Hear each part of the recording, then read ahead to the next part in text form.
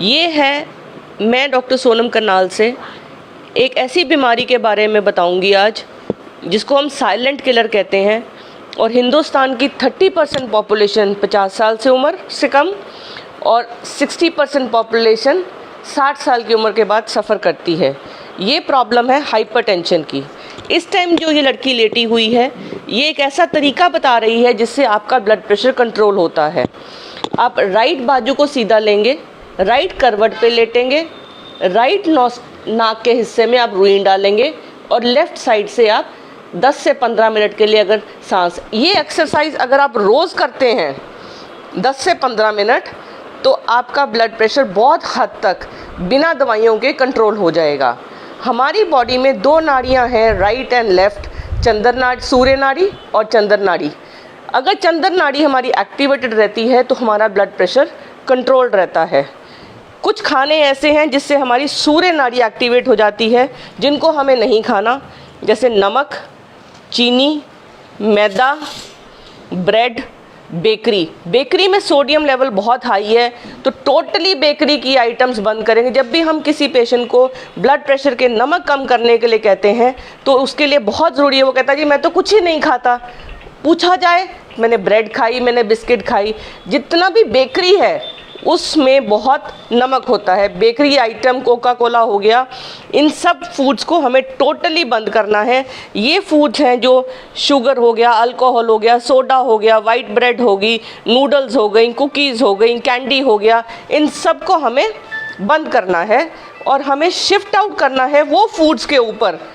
अगर आप 1 गिलास नींबू पानी हर 2-2 घंटे में लेते हैं, जब आपका ब्लड प्रेशर बढ़ा करेगा तो उससे आपका दिमाग शांत होएगा और बीपी भी कम हो जाएगा।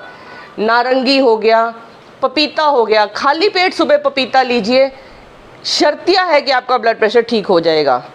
अमेरिकन एसोसिएशन ने बताया है कि 1 केला अगर आप सुबह शाम लेंगे तो आपके ब्लड प्रेशर से हार्ट अटैक का रिस्क 50% हो जाएगा। आप कुकम्बर खाइए जितना मर्जी, ये अल्कलाइन फूड्स हैं, इनसे आपका बीपी कभी भी अप नहीं होगा। ये सरसों का तेल as compare to groundnut oil and sunflower oil, सरसों का तेल इज़ एनी डे बेटर और वो हमारे बीपी को कंट्रोल रखता है। ये अल्कलाइन फूड्स हैं, बीटरूट होगी, गोभी होगी, सेलरी होगी, kale apples, avocados, figs, lemons, almonds, grapefruit, इन सब से हमारा बीपी लो होता है। अब बीपी करता क्या है हमारे साथ? ये हमारा हार्ट है, ये पंपिंग करता है ब्लड को। जब हमारी नसें पतली होती हैं तो वो बड़ी ही मुलायम होती हैं। जैसे जैसे हमारी उम्र बढ़ती है, ये जो मुलायम है ये ख़त्म हो जाती, ऐसे टाइट हो जाती हैं। किसी टाइट चीज़ में से अगर खून को पंप करना हो तो हार्ट को बहुत काम करना पड़ता है। जब हार्ट को बहुत काम करना पड़ता है तो वो बड़ा हो जाता है और हार्ट फेल हो जाता है।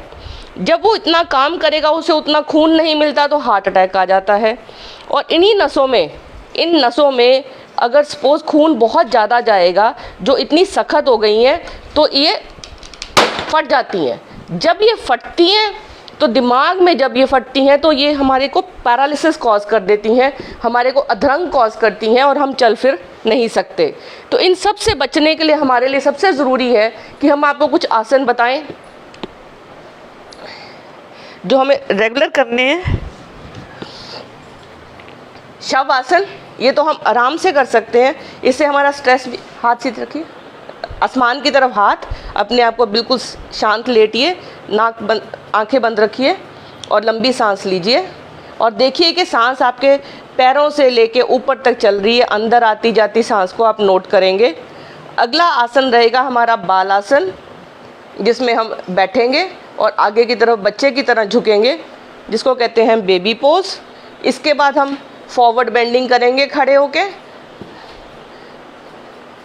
आगे झुको, हाँ, इसको पर्वत आसन बोलते हैं इसको। और दूसरा होगा हमारा उत्तान आसन, जिसमें हम झुकेंगे और पैरों को हाथ लगाएंगे। ये सिंपल 4 आसन है। इसके अलावा आपको ओम विलोम करना है। आपने एक साइड से सांस लेनी है आराम आराम से, दूसरी साइड से बड़े आराम से छोड़नी है। दूसरी साइड से फिर आराम से लेनी है, फिर इस साइड से छोड़नी है। ये रहे हमारे सिंपल आसन।